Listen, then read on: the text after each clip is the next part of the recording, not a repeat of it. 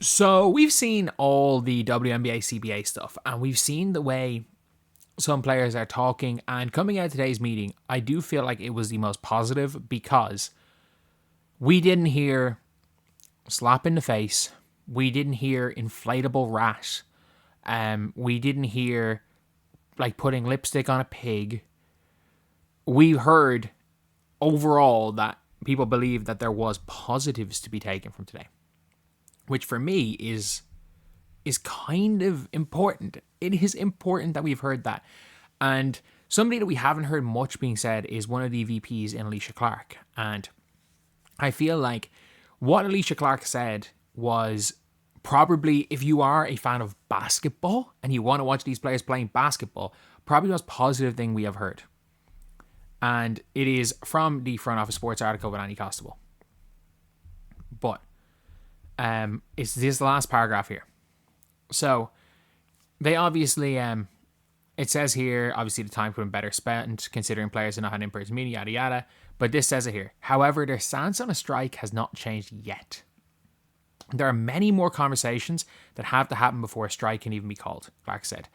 After the meeting today, it's still on the table. Until we get a response from the league about proposals, there's nothing we've been able to negotiate and go back and forth with to even warrant, okay, what does a strike look like? So everyone has thought the WNBA is prepped for a strike. They're ready to go. They're ready just to hit the nuke button. It does not appear that's the case. It absolutely does not appear that's the case. There is always the threat of a strike. There's always the looming threat of a strike. Just like from the owner's perspective, if it was the players that we felt were being unreasonable and if the owners wanted a lockout, they could lock out. I think there's always a possibility of an owner's lockout. Those threats are always on the table. But I think it's really important to say there are so many more conversations before a strike can be called. It's like until we get a response. Basically, it does sound like that. It doesn't sound like they want to strike. That is the overall theory that people have had, is that the players want to strike. And I don't believe that to be the case. And I think that is an important one, especially coming out of the meeting. Like, there's a big difference between being like, we're disappointed they didn't have a proposal, to, okay, like, in my opinion, I don't think the owner showing up with a proposal would have changed anything. The players would say what they want to say. The players weren't going to come out with a counter proposal at the meeting. All it means is that they're on the same track. They know what needs to be done. They know what a proposal needs. They know what the players want, and they know what they can offer the players to guarantee to accept it. But they're not going to do that. They probably know roughly in the ballpark of what can be accepted. And my guess is that the owners are going to come back with a low ball. The players are going to come back with something a bit higher, probably getting a gross rev split of around or an equivalent of a gross rev split of around 20%.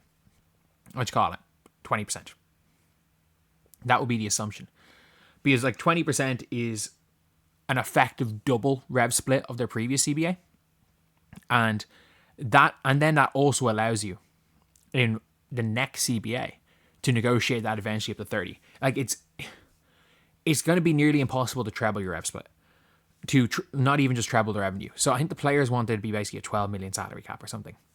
That's not going to happen. The likelihood is that salary cap's going to be in the 7.5 million range. There's not going to be a hard cap, which they've already said there's not going to be. So it's going to be in the 7.5 million range, but with no hard cap, it allows you to keep your rookies. It means that a team like the Fever can go a bit over that cap in order to keep a Caitlin Clark, keep a Leah Boston, even if they're kind of high to the cap, which allows you to keep a Lexi Hull, which allows you to bring in a free agent this year on a Sophie Cunningham, short term anyway. It allows you to do all that. The way they're talking about this is that it was a positive. There was no comments, and there was nothing really attacking the owners, and it's better to hear, we're kind of disappointed they didn't have a proposal. We kind of knew that wasn't going to happen. The league haven't given a proposal for a month. They're just going to randomly show up with a proposal. So at least now the league have said, we will send you back a proposal.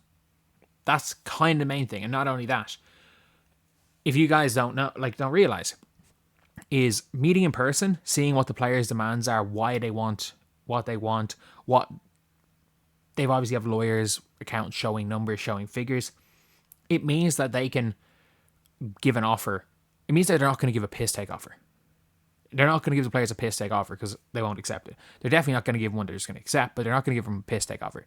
So what that probably means is that the back and forth of offer and no, this a counter offer, this counter offer, this a counter offer, is like isn't going to happen. Like it stops all this kind of back and forth. It stops at 2 or 3 back and forth revisions because both sides have been talking. I can guarantee you there are stuff in that meeting the players said they wanted, and the owner's just like, well, no. And then the owner said something, and the players were like, no, you're not getting away with that. Because there were definitely, while nothing was official, there's no chance they had 30 hours and those type of conversations didn't come up.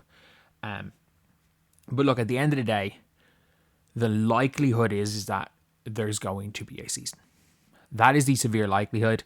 There's almost certainly not going to be a strike. We're at the stage now where they probably have a month to do it without delaying the season. Everyone talks about, like it needs to be done by the start of February. They just threw that number in. Realistically, I would say the 1st of March, because what the 1st of March allows you to do is people were signing free agents up until May last year. But all the key free agents were signed within a week. So, like, there were no big free agents. Like, the free agency, I think, opened like 29th of January or something. By the 10th of February, there were no big free agents left. The Fever literally just signed Bree Turner after that. Then after that, which is people signing random players like a Gillia Lane and I just can't even think off the top of my head, and like the Lynx signing Grace Berger and those type of signings. Like that's what happens after the first week. So you've got a situation now where I think if you go start of March, because I think every team, like everyone knows who's gone to the expansion draft, by the way.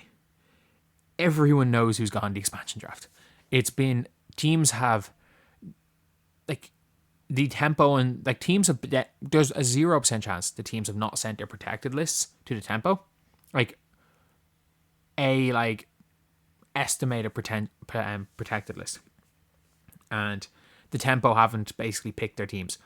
Or tempo have just a list of players they want based on, and whatever the highest on the list is for that, after the protections. So I think it's an interesting one anyway. I don't think we're close to the season being delayed.